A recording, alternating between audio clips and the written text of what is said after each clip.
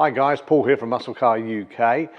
We're not outside today because the weather is not too bad, but it's a little bit better inside one of our showrooms. So I have got a magnificent car for you today, which I really think is a work of art. It's a 1956 Ford Thunderbird. And as you can see, it is absolutely stunning. The quality of this restoration is bar none. It's absolutely superb. It's body off, chassis off. The underneath has been done. It's been done beautifully. Really is sort of £100,000 restoration in my opinion, because I know how much these things can cost nowadays. But it's absolutely beautiful. And you can see a 56 was brought out by Ford to try and compete against the Corvette, which had come out a couple of years earlier.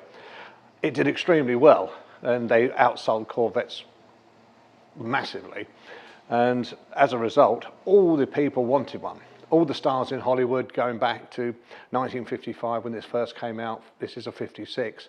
But you had Marilyn Monroe went and bought a 56. Frank Sinatra had one. Elvis drove one. Gable had one. You name it, anyone who was anyone in the Hollywood area had this. You can see why, because it's such a beautiful car. When you look around it, I mean, this is in what's called Fiesta Red.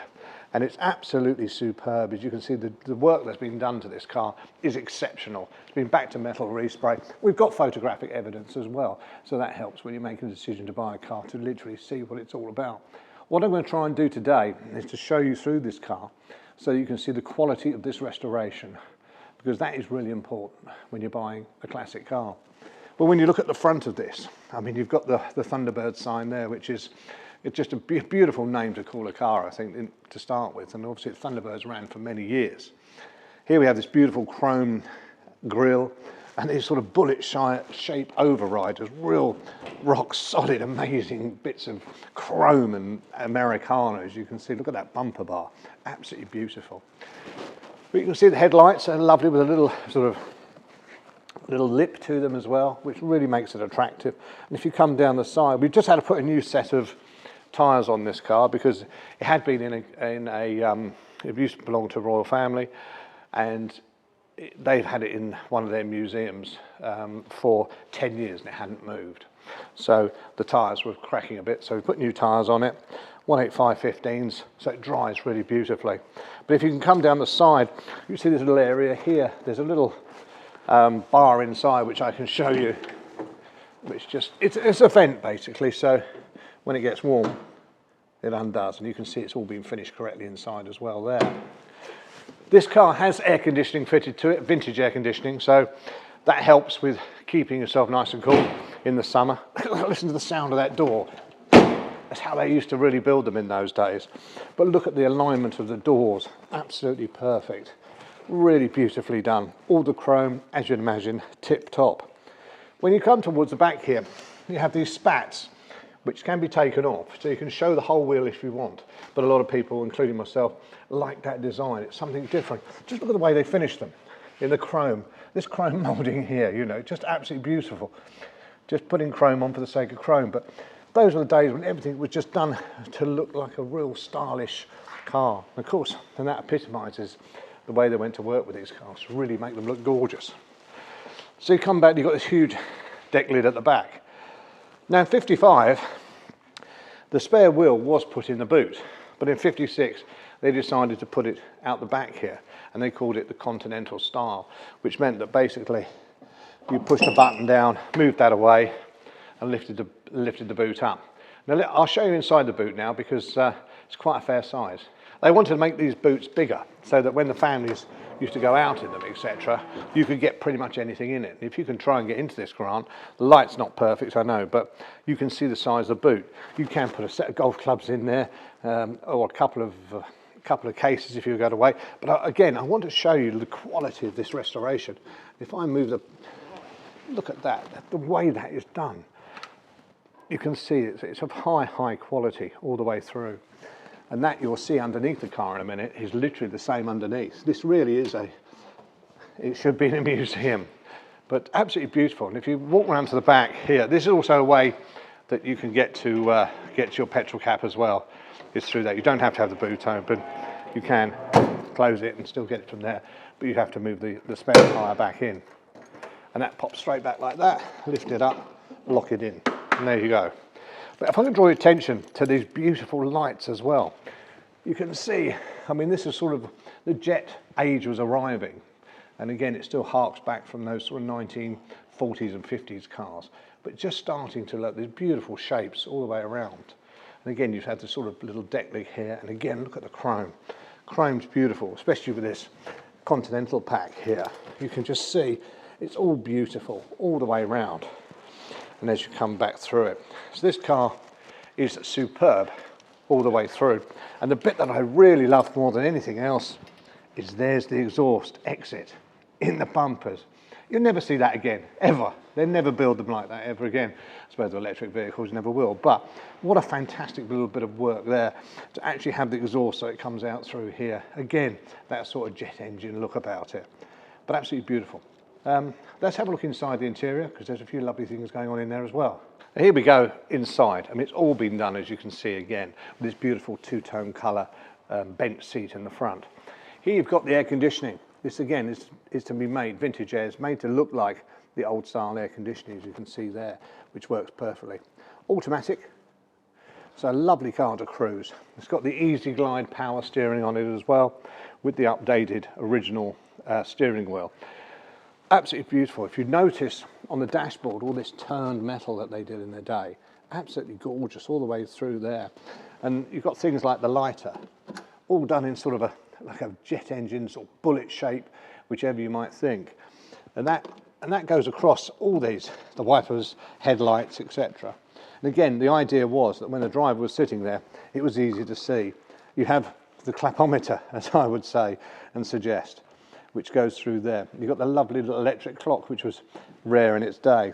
And you've got a rev counter here. But all done beautifully. All the chrome is absolutely immaculate. The carpets are superb. Everything about it is just absolutely gorgeous, this car. I absolutely love it. So you've got power steering, you've got automatic, you've got air conditioning. Let's have a look under the bonnet and you can see the quality under there as well. Now they had a couple of different engine specs on this. This is in the 56 they brought out the 312, which is 225 brake horsepower, 4 Ventura carburettor. So this is the more powerful car. And as a result, Ford in 55 decided to take this to the national speed trials at Daytona Beach, where it was up against all the European cars, the Corvettes, etc. And this accelerated everything, would you believe? So although it looks such a class car to cruise in, this has got quite a lot of acceleration, or certainly for the 1955 standards, because it won that championship. But have a look again at the detail on this car. It's pretty much standard all the way through. It's obviously had the vintage air conditioning unit put onto it, which has been done in a nice and correct manner. But just if you look inside here, Grant, if you can get inside to this and just see literally how well this has been done. The engine's been out, everything's been painted correctly. As I said, it was body off the chassis, engine out, literally stripped to nut and bolt. And what a fantastic job they've done of it. But beautiful all the way through, a lovely, gorgeous car. And what I'll do is I'll start it up now and you can hear it run. Well, let's just hear this car start up. Beautiful. Power steering. Absolutely stunning. If you sit here and you do feel king of the road. I love this windscreen as well. It's one thing I forgot to talk about was this windscreen, this beautiful shape to this windscreen as it curves around you as you're driving along. It just feels absolutely gorgeous when you look out and have a look at this. The dashboard's in superb condition as well. You haven't got any cracks in the dashboard, as you can imagine, with a restoration of this quality. It's absolutely superb. I love this car. Really gorgeous, gorgeous. Let it run for a while.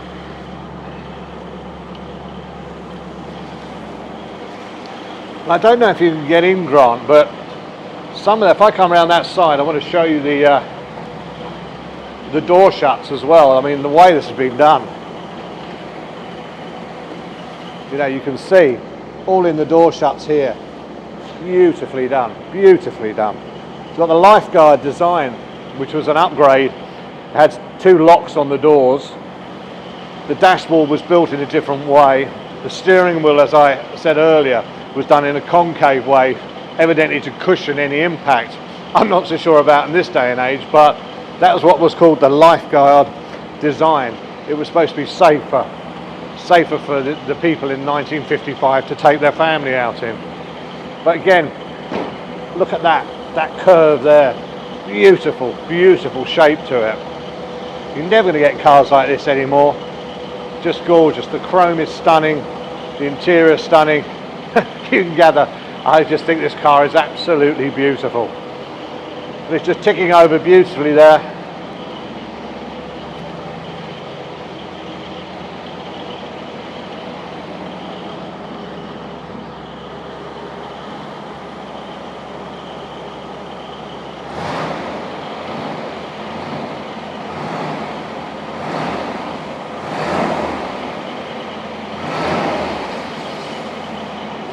It's a little bit cold today, so we're getting a little bit of mist, but there we go. Absolute beautiful car. Fantastic, fantastic. And there you go. What we're going to try and do now is we're going to try and put this car on the ramps in our workshops, and so you can have a look underneath, because that just blows me away every time I look underneath this car.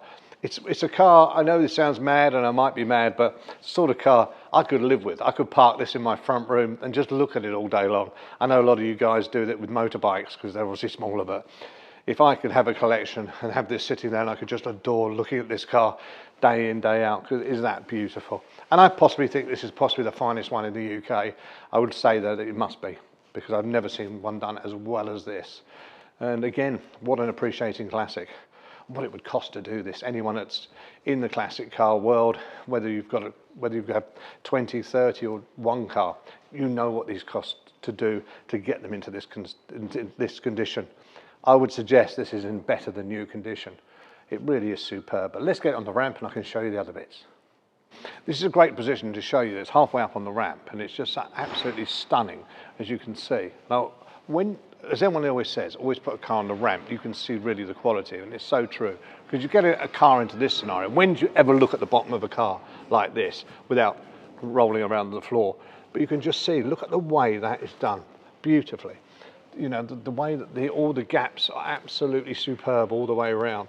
And you get a look at this car all the way down, including, you know, these huge hubcaps which were on it, obviously, when it was new. Picked out in red here with the big white band tyres, but just have a good look all the way through here. It's absolutely beautiful. The paint is smooth all the way along, and the whole side of the car is really glass-like. It really is superb. I just love it at this angle. I just think it really does show the quality of what they built here. And the style, it's the style that I love. You've got the Thunderbird sign on the top here, you know, just in case anybody wasn't sure. I mean, look at all this chrome, this Continental kit. It's absolutely huge. But all the chrome's beautiful. I mean, you're never ever going to have cars built like this again, unfortunately. It's just absolutely gorgeous. Whichever angle you look at this car, it's stunning. You can see from here underneath, it really is superb, as I suggested. Nut and bolt everywhere. You can look, I mean, you can see the chassis, for example, here. It's all absolutely done in gloss, so you can see all the way through that the car is absolutely beautiful. Stainless steel exhausts. You can see through here all the crossover section on the chassis. Literally, if you can get in, granted, you can see the floors. I mean, you just don't see classic cars done to this extent. Look at the floors on this thing. It's just as good as the top. It really is absolutely stunning. Everything's been done. You could do with a little bit more of a polish, to be absolutely honest, but we haven't had time as yet. We've just put a new petrol tank in because, as I say, it's been standing for 10 years, so that had to be done. But other than that, it's absolutely beautiful. All the sills, all under here, if you can see, you know, the same amount of paint and attention has been done to the sills underneath and the floors as the top has been done. But absolutely beautiful. I don't know quite what to point out because it's all just gorgeous.